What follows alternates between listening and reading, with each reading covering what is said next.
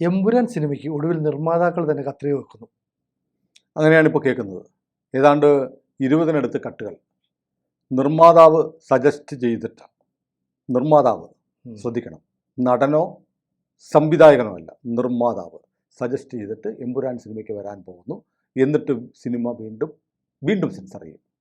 അപ്പോൾ ഇത് നോക്കുമ്പോൾ ഞാൻ പറയുന്നത് കേരളത്തിലെ ഓൺലൈൻ സംഘികൾ എന്ന് പറയുന്ന ആളുണ്ടല്ലോ, അവരത് ഹിന്ദു കോസിന് വേണ്ടി നിൽക്കുന്ന ആളുകൾ, ഹിന്ദുക്കളെ ആക്ഷേപിക്കുന്ന ഒരു സിനിമ പച്ചയ്ക്ക് കേരളത്തിൽ എല്ലാ നിയമങ്ങളും ലംഘിച്ച് സെൻസർ ബോർഡ് വഴി ഈ സിനിമ എങ്ങനെ ഇറങ്ങിയെന്ന് അറിയില്ല.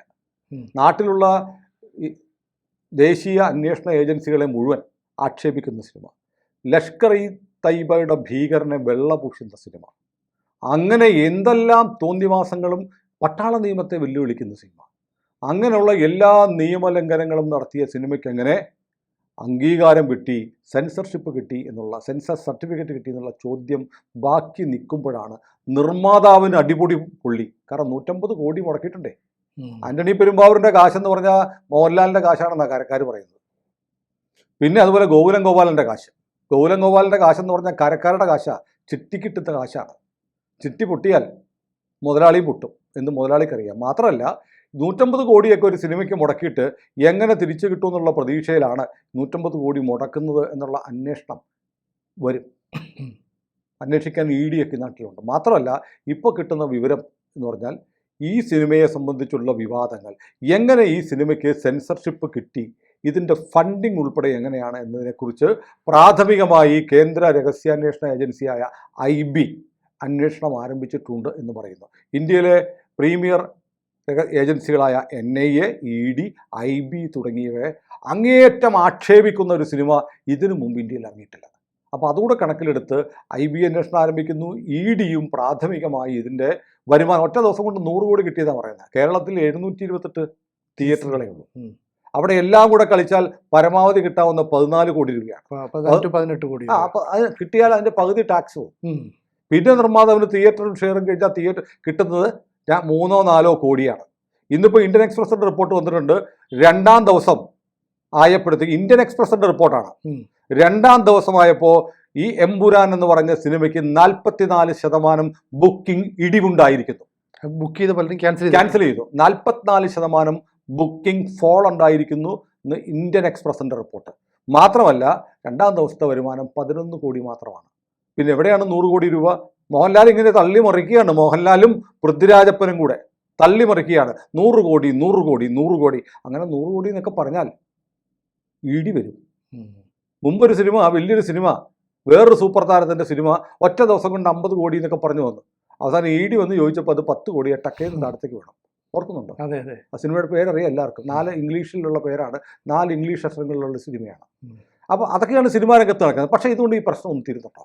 കാരണം നേരത്തെ നമ്മളൊരു വീഡിയോ പറഞ്ഞു, BBC ഇന്ത്യയിൽ ഗുജറാത്ത് കലാപത്തെക്കുറിച്ച് ഒരു വ്യാജ പ്രചാരണം നടത്തിയപ്പോൾ അതിനെ കേന്ദ്ര സർക്കാർ BBCയെ നിരോധിച്ചുകൊണ്ട് തടഞ്ഞു.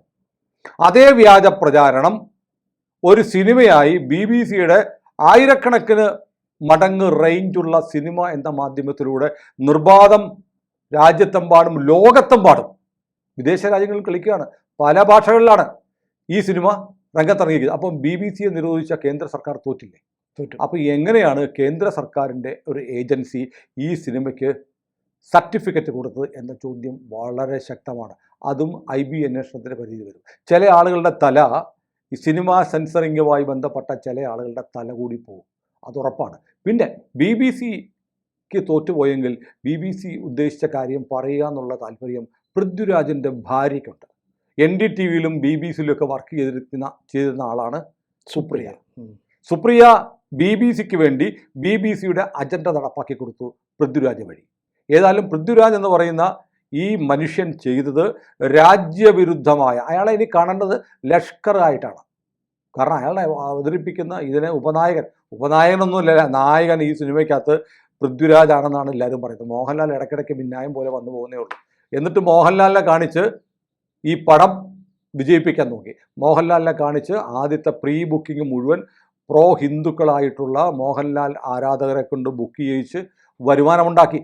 സിനിമ ഇവിടെ സെൻട്രൽ മാൾ, നമ്മളിരിക്കുന്ന എറണാകുളത്തെ സെൻട്രൽ മാളിലെ തിയേറ്ററിൽ സിനിപോളിസിൽ ഐമാക്സിൽ 500 രൂപയായിരുന്നു ടിക്കറ്റ്. ഉം. ഈ സിനിമയ്ക്ക് 900 രൂപയായിരുന്നു. ഈ സിനിമയ്ക്ക് മാത്രം. ഈ സിനിമയ്ക്ക് മാത്രം.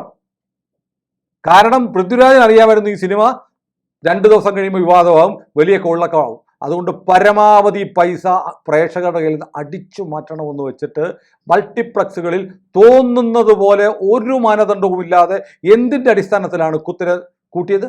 പരമാവധി കൊള്ളയടിക്കുക, പ്രേക്ഷകരെ കൊള്ളയടിക്കാൻ വേണ്ടിയിട്ടാണ് ഈ സിനിമയിലൂടെ പൃഥ്വിരാജ് ചെയ്തത്. രാജ്യവിരുദ്ധത, വർഗീയ കലാപം ഉണ്ടാക്കൽ, മുസ്ലിം പ്രീണനം, അന്ധമായ മുസ്ലിം പ്രീണനം മാത്രമല്ല, മുസ്ലിമുകൾക്കിടയിൽ ഹിന്ദുക്കൾക്കെതിരെ പകയുണ്ടാക്കുമാറ് അവരെ കൂട്ടക്കൊല, ഒരു ഗർഭിണിയെ ബലാത്സംഗം ചെയ്യുകയും ശൂലം കുത്തിയിറക്കുകയും ചെയ്തു എന്നൊക്കെ പറയുന്ന കാര്യം കാണിക്കുന്നുണ്ട്. കുത്തബുദ്ദീൻ എന്ന് പറഞ്ഞ ഒരാളുടെ ഫോട്ടോ ഗുജറാത്ത് കലാപവുമായി ബന്ധപ്പെട്ട് വളരെ പ്രസിദ്ധമായിരുന്നു. ഒരു കുത്തബുദ്ദീൻ എന്ന് പറയുന്ന ഒരാൾ തൊഴുതു പിടിച്ചിട്ട് എന്നെ കൊല്ലരുതേ എന്ന് പറയുന്ന ഒരു ഫോട്ടോ. ഒടുവിൽ കരഞ്ഞുകൊണ്ട് ഈ കുത്തബുദ്ദീൻ തന്നെ ഒടുവിൽ പറഞ്ഞു, അത് ഒരു ഫോട്ടോഗ്രാഫർ എന്നെ കൊണ്ട് പോസ് ചെയ്യിച്ച് എടുപ്പിച്ചതാണ്, ഇങ്ങനെ നിൽക്കണം എന്ന് പറഞ്ഞ് എടുപ്പിച്ചതാണെന്ന് ഇതേ കുത്തബുദ്ദീൻ സോഷ്യൽ മീഡിയയിൽ വന്ന് ചാനലുകൾക്ക് മുമ്പിൽ റിപ്പബ്ലിക് ടി വിയിൽ വന്നിട്ടുണ്ട്, യൂട്യൂബിൽ ഇപ്പോഴും ഉണ്ട്. അത് വെച്ച് എത്ര കാലം ഒരു കള്ളം പറഞ്ഞു, ശൂലം ഭ്രൂണം എന്നൊക്കെ പറഞ്ഞ് എത്ര കാലം കള്ളത്തരം പ്രചരിപ്പിച്ചു. അങ്ങനെ ഇവിടുത്തെ മുസ്ലിംകൾക്കിടയിൽ ഹിന്ദുക്കൾക്കെതിരെ പകയുണ്ടാക്കാൻ വേണ്ടി ഉണ്ടാക്കിയ ഒരു നാറേറ്റീവായിരുന്നു ഗുജറാത്ത് കലാപത്തിൻ്റെ ഉണ്ടായ ഈ കള്ളക്കഥകൾ. ഗുജറാത്ത് കലാപത്തിൽ മുസ്ലിങ്ങൾ കൊല്ലപ്പെട്ടിട്ടുണ്ട്, തർക്കമില്ല. എന്ന് 224 ഹിന്ദുക്കൾ മരിച്ചിട്ടുണ്ട്. അതെവിടെയും പറയുന്നില്ല, ആരും പറയുന്നില്ല. 59 പേരെ ഗോദ്രയിലെ സബർമതി എക്സ്പ്രസിൽ തീയിട്ട് കൊന്നതിൻ്റെ ഫലമായി ഹിന്ദുക്കൾ തിരിച്ചടിച്ചു. അങ്ങനെയാണ് ഗുജറാത്ത് കലാപം ഉണ്ടാവുന്നത്, തർക്കമൊന്നുമില്ല. പക്ഷെ അത് പറയണം, ഗോദ്രയിൽ ആരാണ് കുഴപ്പമുണ്ടാക്കിയത്? മുസ്ലിമുകളാണ്. തീവണ്ടി ട്രെയിൻ വലിച്ചു നിർത്തി, നമ്മൾ 2 ദിവസം ഒരു വീഡിയോ ചെയ്തുകൊണ്ട് നമ്മൾ വീണ്ടും ആവർത്തിക്കും, റിപ്പറ്റീഷൻ വേണ്ടാത്തതുകൊണ്ടാണ്. ആര് ചെയിൻ വലിച്ചു, ആരാക്രമിച്ചു, ആരൊക്കെയാണ് ചെയ്തത് വളരെ സവിസ്തരമായി നമ്മൾ ആ വീഡിയോയിൽ പേരുകൾ സഹിതം നമ്മൾ പറഞ്ഞിട്ടുണ്ട്. 9 പേരെ തൂക്കിക്കൊല്ലാൻ വിധിച്ചില്ലേ? അതിപ്പോഴും കോടതി അവരുടെ വധശിക്ഷ കാത്തു കിടക്കില്ലേ? അവരുടെ വധശിക്ഷ കാത്തു കിടക്കുകയാണ്. സുപ്രീം കോടതിയിലെ സ്റ്റേ ഉള്ളത് കൊണ്ട് മാത്രമാണ് വധശിക്ഷ നടപ്പാക്കുന്നത്. സ്റ്റേ എന്ന് സുപ്രീം കോടതി മാറ്റുന്നു, അന്ന് അവരെ തൂക്കിലിടും. അത്ര വരെ തെളിയിക്കപ്പെട്ട കേസാണ് ഗോദ്രയിൽ തീവണ്ടി തീ വെച്ച് കത്തിച്ചതാണെന്നുള്ളത്. 59 പേരെ കൊന്നത്. ഇതറിഞ്ഞപ്പോൾ സ്വാഭാവികമായും ഹിന്ദുക്കളുടെ ഒരു വിഭാഗം പ്രകോപിതരായി കലാപം നടത്തി. പക്ഷേ ആ കലാപം ഏകപക്ഷീയമായിരുന്നില്ല. ഹിന്ദുക്കൾ ഒറ്റയ്ക്ക് തനിച്ച്, ഹിന്ദുക്കൾ മാത്രം ഏകപക്ഷീയമായി മുസ്ലിങ്ങളെ ആക്രമിക്കുകയായിരുന്നെങ്കിൽ 224 ഹിന്ദുക്കൾ എങ്ങനെയാണ് മരിച്ചത്? ഗുജറാത്ത് കലാപത്തിൽ 1000-ഓളം, 1000-ലേറെ, അങ്ങനെ തന്നെ പറയാം, 1000-ലേറെ മുസ്ലിമുകൾ കൊല്ലപ്പെട്ടിട്ടുണ്ട്. പക്ഷേ അതിൽ 224 ഹിന്ദുക്കൾ കൊല്ലപ്പെട്ടിട്ടുണ്ട്. അപ്പോൾ ഏകപക്ഷീയമായിരുന്നോ? അല്ല. ഇതാണ് സത്യം.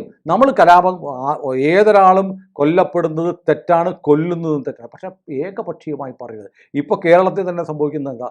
ഇതിൻ്റെ പേരിൽ ഹിന്ദുക്കളും മുസ്ലിങ്ങളും തമ്മിൽ ഒരു സ്പർദ്ധയുണ്ടാവുന്ന തരത്തിലേക്ക് ഒരു സിനിമ 2 ദിവസം കൊണ്ട് ഹിന്ദു എന്നും മുസ്ലിം എന്നുള്ള വേർതിരിവ് ഇവിടെ ഉണ്ടാക്കി. ഇത്ര വലിയ സാമൂഹിക വിപത്തായി ഈ സിനിമ മാറി. ഞാൻ ഈ സിനിമ കാണില്ല, കാരണം വേറെന്തുകൊണ്ടില്ല. കാരണം 2 ആളുകൾ, ഇപ്പോൾ സിനു ഇപ്പോൾ ഹിന്ദുവാണ്, സിനു ഒരു മുസ്ലിം ആണെങ്കിൽ എനിക്ക് സിനുവിനോടും സിനുവിന് എന്നോടും പകയുണ്ടാക്കാൻ വേണ്ടി ഒരു കലാസൃഷ്ടി ഉപയോഗിക്കാൻ പാടുണ്ടോ? ഒരിക്കലും. അതിഭീകരമായ, ശരിക്കും ഇതിൻ്റെ നിർമ്മാതാക്കളെയും സംവിധായകനെയും അറസ്റ്റ് ചെയ്ത് ജയിലിൽ അടയ്ക്കേണ്ടതാണ്. അതോടൊപ്പം തന്നെ ഇതിന് സെൻസർഷിപ്പ് കൊടുത്തവർക്കെതിരെ നടപടി ആവശ്യമാണ്. ഏതായാലും ഇതുകൊണ്ടൊന്നും കളിയൊന്നും തരുന്നില്ല. മലയാള സിനിമയുടെ ചരിത്രത്തിലാദ്യമായി ഒരു സിനിമ തിയേറ്ററിൽ നിന്ന് നിർമ്മാതാവ് പിൻവലിച്ച് കട്ടുകൾ വരുത്തി വീണ്ടും സെൻസർ ചെയ്യാൻ പോവാണ്. അപ്പോൾ രാജപ്പൻ ആരായി? രാജപ്പൻ മോഹൻലാലിനോട് ചെയ്തത് എന്താണ്? ചതിയാണ്, വലിയ ചതി. ഇനിയിപ്പോൾ ഞാൻ അധികം നമ്മൾ ദീർഘിപ്പിക്കുന്നു, നമ്മൾ കുറേ വീഡിയോകൾ നമ്മൾ ചെയ്തിട്ടുണ്ട്. അതുകൊണ്ട് തൽക്കാലം നമുക്ക് ഇതിന് അടുത്തൊരു പുതിയ ഡെവലപ്മെൻറ്റ് ഉണ്ടാവുന്നത് വരെ നമുക്കിനി എമ്പുരാനെ കുറിച്ചുള്ള വീഡിയോകൾ നമ്മൾ തൽക്കാലം ചെയ്യുന്നില്ല. വേറെ എന്ത് ഡെവലപ്മെൻറ്റ് ഉണ്ടായാലും നമ്മൾ ചെയ്യും. പക്ഷേ ഇത് അവസാനിപ്പിക്കും മുമ്പ് എനിക്കൊരു ഫേസ്ബുക്ക് പോസ്റ്റ് വായിക്കാനുണ്ട്. എൻ്റെ ഒരു സുഹൃത്തും, എൻ്റെ വളരെ അടുത്ത സുഹൃത്തും, സോഷ്യൽ മീഡിയ ആക്ടിവിസ്റ്റും ഒക്കെ ആയിട്ടുള്ള ഷിബി PK എഴുതിയ ഒരു ഫേസ്ബുക്ക് പോസ്റ്റ് വായനക്കാർക്ക് വേണ്ടി, നമ്മുടെ പ്രേക്ഷകർക്ക് വേണ്ടി വായിച്ചുകൊണ്ട് നമുക്ക് ഈ വർത്തമാനം അവസാനിപ്പിക്കാം. വരും ദിവസങ്ങളിൽ കേരളത്തിൽ അരങ്ങേറാൻ പോകുന്ന ചില നാടകങ്ങൾ, അതാണ് ഈ കുറിപ്പിൻ്റെ തലവാചകം. അമ്മച്ചി പട്ടുസാരിയും ചുറ്റി ങാ ശൈലിയിൽ ചാനലുകളൊക്കെ കയറി ഇറങ്ങും. എന്നിട്ട് എൻ്റെ രാജു വലിയ ഭക്തനാണ്, ഷൂട്ടിനിറങ്ങും മുമ്പേ വീട്ടിൽ അരമണിക്കൂർ പൂജ ചെയ്യും.